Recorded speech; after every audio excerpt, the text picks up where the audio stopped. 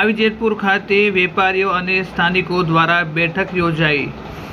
સાંસદ જસુભાઈ રાઠવા છે તે હાજર રહ્યા હતા। પાવી જેતપુર વેપારીઓ અને સ્થાનિકો દ્વારા એક બેઠક યોજવામાં આવી છે। ડાયવર્ઝન તૂટવા પછી સમસ્યાઓને લઈ આ બેઠક મળી હતી। છોટાઉદેપુર જિલ્લાના પાવી જેતપુરમાં ભારતીય જનતા પાર્ટીના સાંસદ જસુભાઈ રાઠવાની હાજરીમાં સ્થાનિક વેપારીઓ અને નાગરિકોએ મહત્વપૂર્ણ મીટિંગ યોજી હતી। ભારત નદી પરનો ડાયવર્ઝન તૂટી જવાથી રોજિંદા જીવન પર સર્જાયેલી મુશ્કેલીનો અંગે ચર્ચા કરવામાં આવી હતી। સાંસદે વેગમાં નિરાકરણ લાવવાની ખાતરી આપી હતી। ભારે વરસાદના કારણે આજે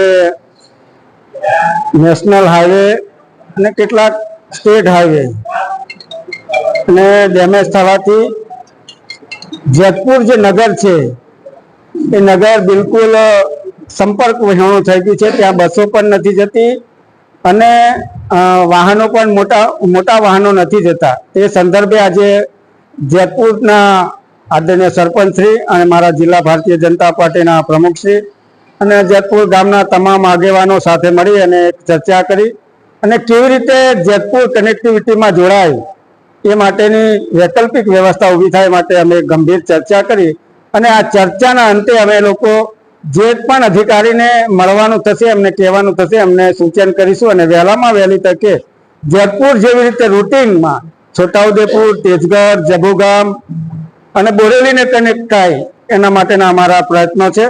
તો આજના તબક્કે અમે સુખદ ચર્ચા કરી અને કેટલુંક માર્ગદર્શન અમને અમારા નાગરિકો દ્વારા પણ મળ્યું છે એને પણ અમે માથે ચડાવી અને એને પણ મેં યોગ્ય સ્થાને મૂકીશું। ખાસ કરીને વાત કરીએ તો જે ફેરકુવાથી લઈને બોરેલી અને બોરેલીથી લઈને ધામસિયા સુધીનો જે NH છે એના ઉપર બધા જ પુલો લગભગ 60 પહેલા બન્યા છે। ત્યારે એના માટે પણ અમે લોકોએ માન્ય વાહન વ્યવહાર મંત્રી શ્રી નીતિનભાઈ ગડકરીશ્રીને રજૂઆત કરી છે અને એને 4 લેન બનાવવા માટે અને નવા પુલો બનાવવા માટેનું જે DPR બનાવવાનું છે એનું પણ ટેન્ડરિંગ થયું છે।